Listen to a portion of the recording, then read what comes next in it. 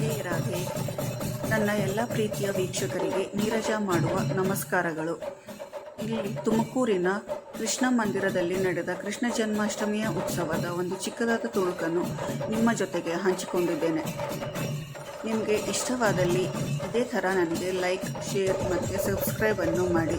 ಇದೇ ಥರ ಎಲ್ಲ ದೇವಸ್ಥಾನಗಳದ ಉತ್ಸವಗಳದು ಇಲ್ಲ ಅದರ ಬಗ್ಗೆ ನಿಮಗೆ ಮಾಹಿತಿಗಳನ್ನು ಕೊಡ್ತಾ ಹೋಗ್ತೇನೆ.